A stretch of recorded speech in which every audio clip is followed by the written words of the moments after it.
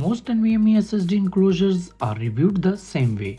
A quick unboxing, a speed test, and that's usually the end of the story. But today we are doing something different. We are not only testing the speed of the brand new TerraMaster D1 SSD Pro, we are also checking its performance across different Macs, testing its backward compatibility, and even running a complete operating system from it to see how it performs in real world daily use. So, can this 80 GB per second Thunderbolt 5 enclosure actually live up to its impressive specifications? TerraMaster sent this product to me for review. However, this is not a sponsored video, and as always, I will give you my honest opinion.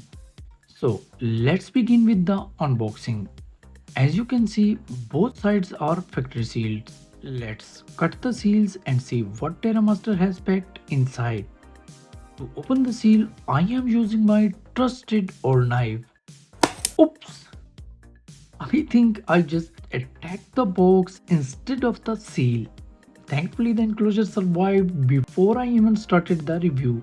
Anyway, let's cut both seals properly and continue.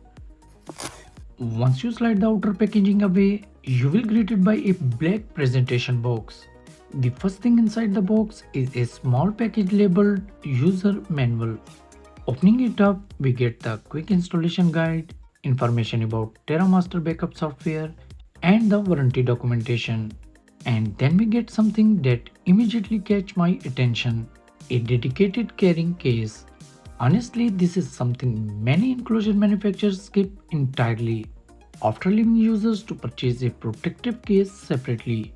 For photographers, content creators, and frequently travelers, a case like this is incredibly useful because it protects both the enclosure and cable while keeping everything organized inside your backpack. It's a relatively small addition but one that adds real value.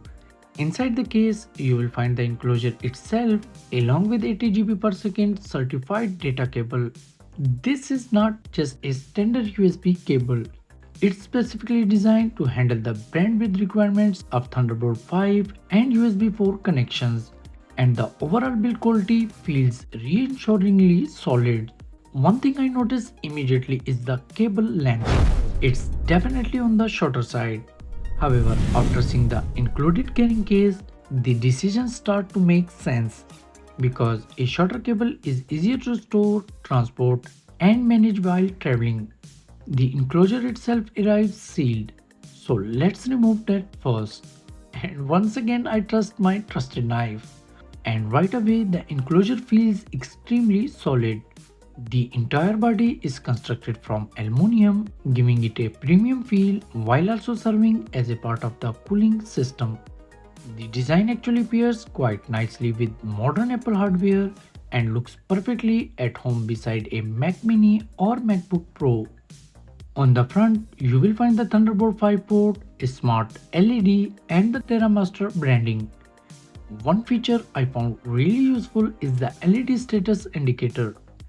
When connected through Thunderbolt or USB 4, the LED glows white, and when connected through slower USB connections such as USB 3X, it switches to orange, giving you a quick visual confirmation of whether you are running at full speed or not. Another major highlight is the cooling design. Instead of using a fan, TerraMaster has gone with a completely fanless design. A thermal pad transfers heat from the SSD to the aluminum enclosure, which acts as a large heatsink. With 38 cooling fins, each about 2 mm thick, the enclosure helps dissipate heat efficiently while keeping the drive completely silent. Of course, we will verify that later with real-world testing. Inside the box, we will also find an additional thermal pad and a screwdriver. And now it's time for the SSD installation. Installation of SSD is surprisingly straightforward.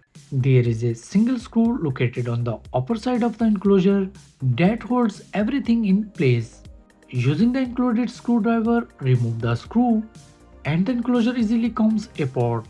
Taking a look inside, you will find the serial number, TerraMaster branding, the main PCB, the M2 NVMe slot, and the screw used to secure the SSD in place. On the opposite side, you will notice the thermal interface material that helps transfer heat from the SSD to the enclosure. For this review, I am installing a Samsung 990 Pro PCIe 4.0 NVMe SSD. This particular drive is the 1TB model, but the enclosure supports SSDs up to 8TB. It also supports PCI Gen 3, 4 and 5 NVMe SSDs. It's worth noting that actual performance can vary depending on both the SSD being used and the host system it's connected to. To install the SSD, simply remove the screw, insert the SSD into the NVMe slot and secure it back in place. It takes an extra minute compared to some tool-free designs, but the result feels surprisingly more secure, especially for users who travel frequently with their storage devices. Once the SSD is installed, remove the protective film from the thermal pad, close the enclosure and tighten the screw. And that's it. The enclosure is now ready to connect to your Mac, Windows PC or Linux system. Now comes to the moment that will either validate TerraMaster's claims or expose them. Can this Thunderbolt 5 enclosure really deliver over 7000 MB per second in the real world? Let's put it to the test. For the first test, I am using my M5 MacBook Pro. And here are the results. As you can see, the numbers are very close to the TerraMaster published figures. According to TerraMaster, the D1 SSD Pro can deliver speed of over 7000 MB per second. It's worth mentioning that those numbers were achieved using a 4TB Samsung 990 Pro SSD, while I am testing the 1TB version. Since SSD capacity can affect performance, a slight difference in result is perfectly normal.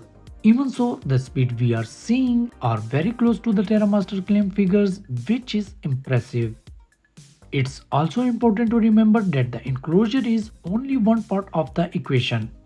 To achieve maximum performance, you will need a fast PCI Gen 4 or Gen 5 NVMe SSD, a certified high-speed Thunderbolt 5 cable, and a host system capable of delivering that bandwidth.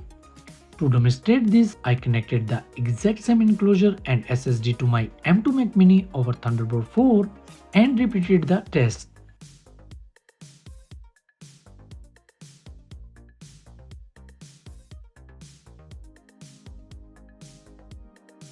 As expected, the speeds are lower, clearly showing that overall performance depends on the entire setup, not just the enclosure itself. But speed is not the whole story. TerraMaster also claims broad backward compatibility, including support for Thunderbolt 4, USB 4 and even USB 3X devices. So I decided to test that claim as well. For this, I am using a standard third-party adapter. Since the enclosure only includes a USB-C Thunderbolt cable, I connected it to an older Mac running the minimum supported version of macOS Monterey. And as you can see, the drive was detected instantly without any issue and worked exactly as expected. So, based on my testing, TerraMaster backward compatibility claims are accurate as well. Finally, I wanted to see how the D1 SSD Pro performs in everyday use rather than just speed tests. So, I installed a complete Mac operating system on the SSD and used it as my primary boot drive for several days.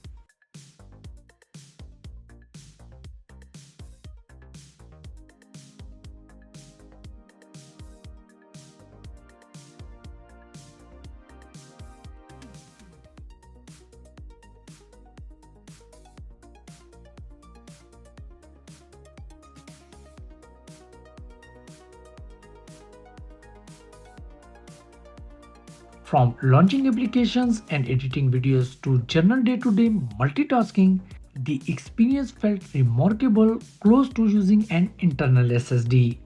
The experience was smooth, stable and responsive throughout, while the fanless cooling design kept temperature well under control without proceeding any noise.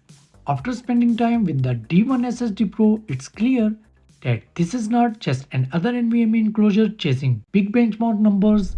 It combines strong performance, silent cooling, solid build quality, and broad compatibility into a package that's generally practical for everyday use. And if there is one thing I would like to see improved, it would be a slightly longer cable.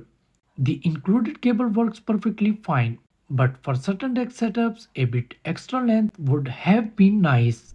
If you would like to check out the D1 SSD Pro or see the latest pricing, I will leave a link in the description below. At the time of the recording, it's priced at around $199 with a 20% promotional discount available. And that's for today's video. If you found this review helpful, don't forget to like the video, subscribe to the channel, and I will see you in the next one. Peace.